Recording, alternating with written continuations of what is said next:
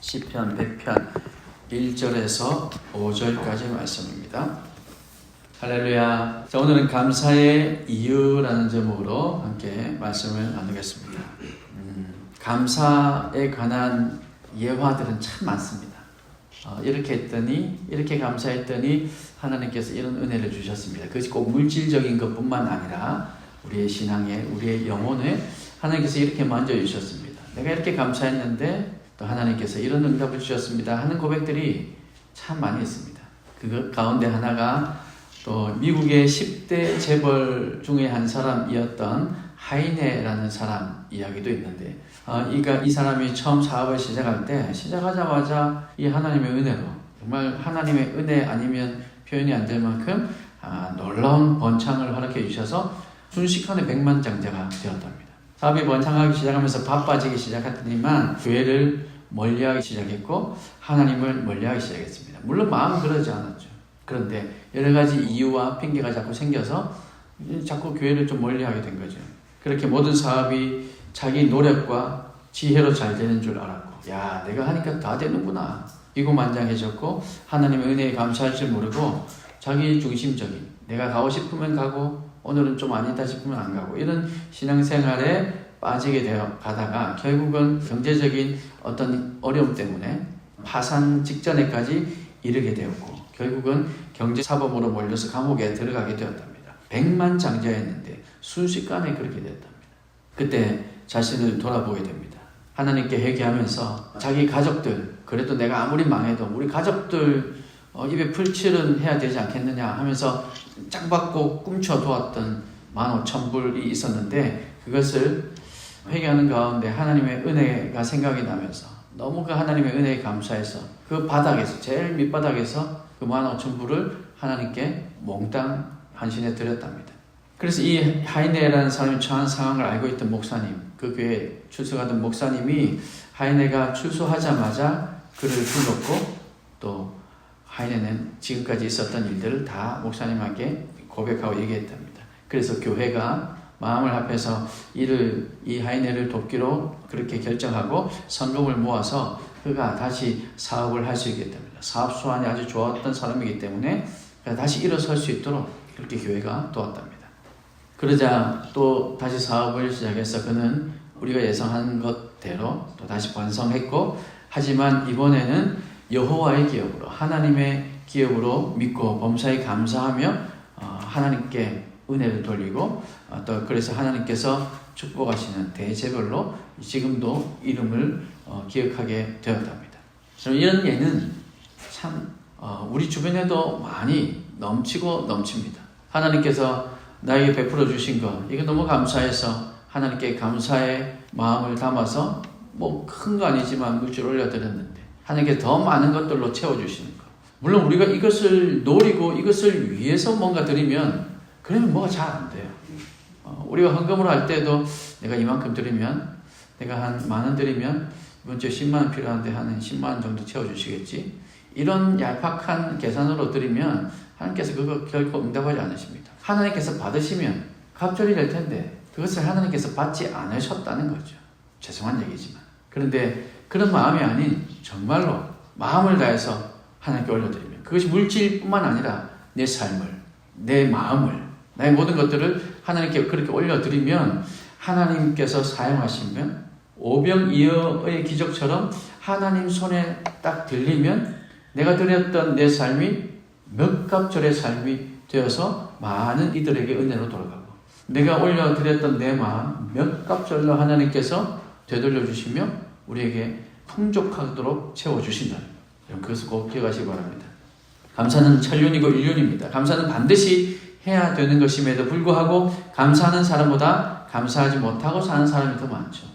그리스도인은 세상 사람에 비해서 감사할 조건이 더 많은 사람들입니다.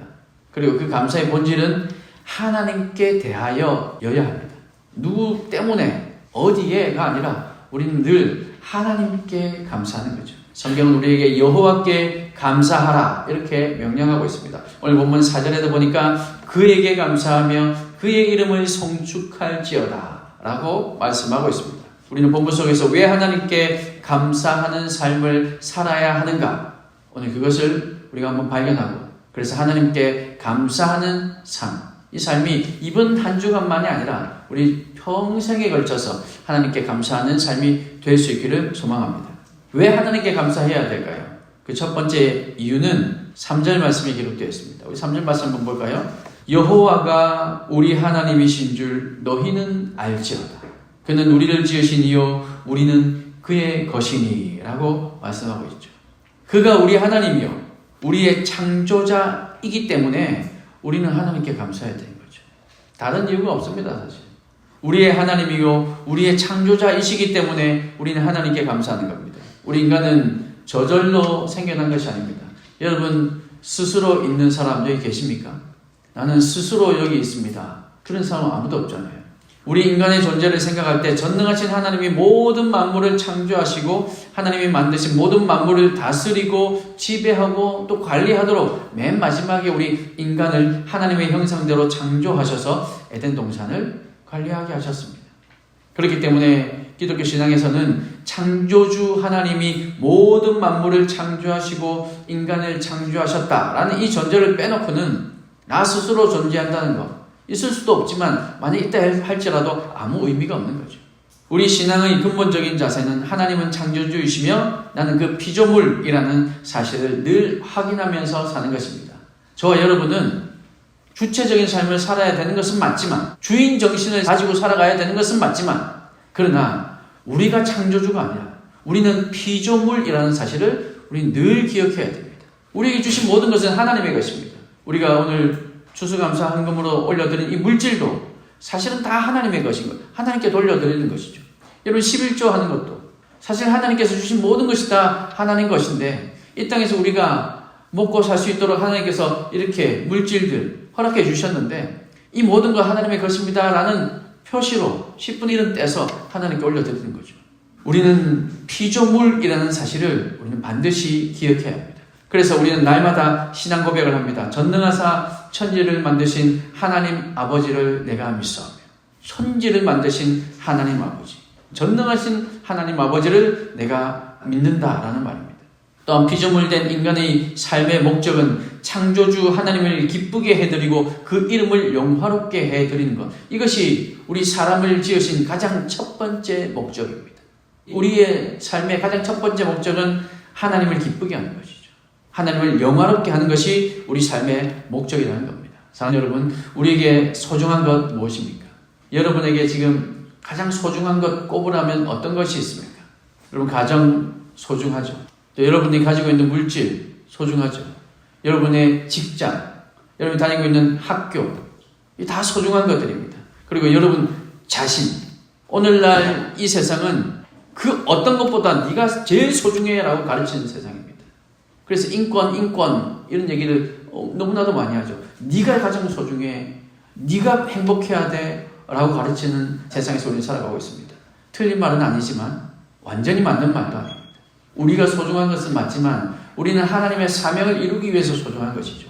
우리는 하나님의 피조물이기 때문에 소중한 것입니다. 우리는 우리 자신 스스로가 하나님보다 더 소중한 존재는 아니라는 겁니다. 이 모든 것들, 우리의 물질, 학교, 직장, 우리 자신, 우리의 건강, 우리 생명, 이 모든 것들도 중요합니다. 그러나 이 땅에서 이 모든 것 내 것이라 할 수 없습니다. 내 것이라 할 수 있는 것 아무것도 없죠. 모든 것이 다 하나님의 것입니다. 땅과 거기에 충만한 것과 세계와 그 중에 거하는 자가 다 여호와의 것이다 이렇게 말씀하고 있습니다. 하나님의 것이 아닌 것이 없죠. 우리 자신도 나에게 속해 있는 모든 것도 다 하나님의 것입니다. 내 모든 존재가 하나님께로부터 왔으며 내 몸, 내 재산, 내 건강, 내 직장, 내 모든 것, 내 생명까지도 다 하나님의 것이라는 그런 고백과 겸손이 우리 가운데 충만할 때 그에게 감사하라는 말씀이 우리 마음에 새겨지게 될 겁니다. 피부로 와닿게 될 겁니다. 아, 그래서 하나님께 감사하는 것이구나 생각이 되게 될 겁니다.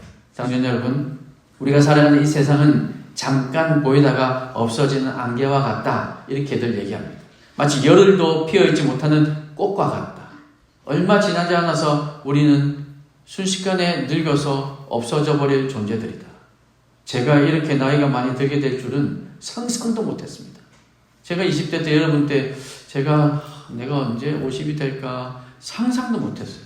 내가 50이 되면 어떤 모습일까? 아무리 여러분 지금 생각해 보십시오. 여러분의 50대의 모습이 상상이 되시는지. 꿈도 꾸지 않았어요. 그런 날이 과연 올까 싶었습니다. 이렇게 얘기하시는 어른들 다 그런 거겠지. 저도 그랬어요. 근데 여러분이 이제 조금 있으면 얼마 오래 안 걸릴 겁니다.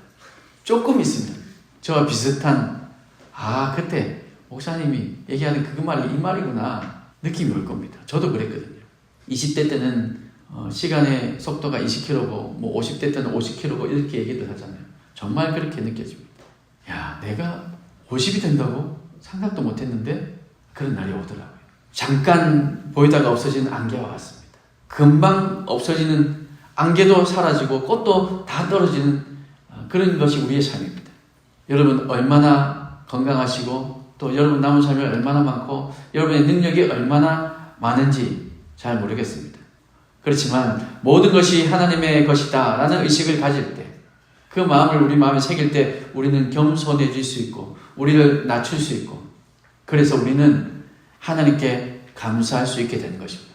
지금 내 삶에서 30년 후에 여러분이 50이 되어도 60이 되어도 70이 되어도 그렇게 하나님께 감사하는 삶을 살게 될 것입니다. 여호와가 우리 하나님이요 그는 우리를 지으신 분이요 우리는 그의 것입니다. 그러므로 하나님께 감사하는, 우리를 만드신 하나님께만 감사하는 저와 여러분이 되시기를 주님의 이름으로 축원합니다. 하나님께 감사해야 하는 두 번째 이유는 3절 말씀에 우리는 그의 것이니 그의 백성이요 그의 기르시는 양이라고 기록되어 있습니다. 그가 우리를 보호하시고 우리를 기르시기 때문에 우리는 당연히 그에게 감사해야 되는 거죠. 양은 제 갈 길을 모르는 동물입니다. 양은 어디로 가야 될지 잘 몰라요. 양치기 개 보셨습니까? 양치기 개 보더콜리 맞아요. 개는 정말 똑똑하죠.